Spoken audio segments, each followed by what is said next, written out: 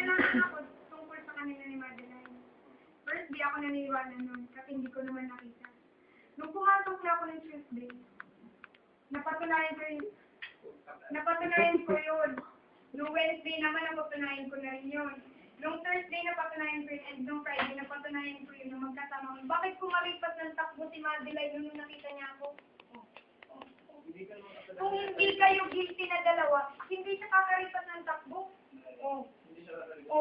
At bakit doon sila doon sa may pinakadulo ng bakit doon sila sa may pinakadulo ng food court na mamalayo sa akin, na parang hindi ko sila nakikita, samantala nakikita ko yun. Hindi naman yung interconfirmation sa Tapos, kumaripas doon sila sa may doon sa may patagong daan.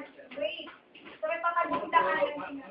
Sa may patagong daanan sila, dumaan yung murok na nagmamadali. Sabi ko kay Ruby, sundan mo kung nandun sa titinta. Pag doon, nakababa na sila. After mga 1 minute nun, bumaba na kami, wala na kayo doon. So it's confirmed, magkasama kayo pa uwi. Nag-get confirmed. Bakit nung nagtanong si John, nagsabi siya, umuwi na ba? Kasi sabi ko, kasama si Madeline. Bakit ba na reaction ng mukha niya na bakit alam ko na kasama si Madeline? Ang point ko lang doon is, ayokong makihati. I'm born alone, and I deserve to be loved alone. Okay? Ha? Ganun lang rin, ayokong makihati. Kung ayaw mo na sa akin, go! I deserve someone better than you. Ha? Then, ano ang point mo doon na may something na doon sa Madeline? Tinatanong kita, kung walang something sa inyo, bakit naging kayo? Look. Hey.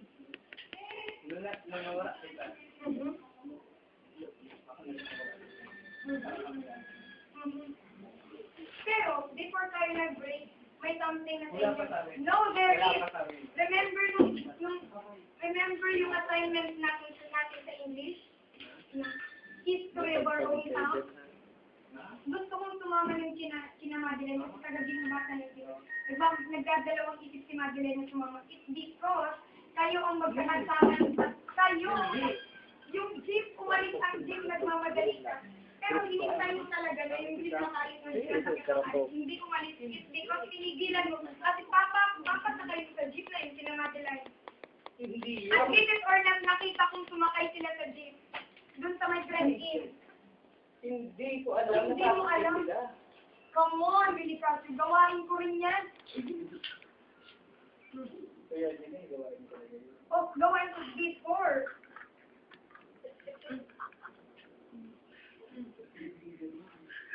Saka, kung wala talagang something, kung ayaw mo talaga kay Madeline, bakit naging kayo ng action na natin? Few days from it, di nga nag-1 week, kayo na. Come on. January 17 naging kayo.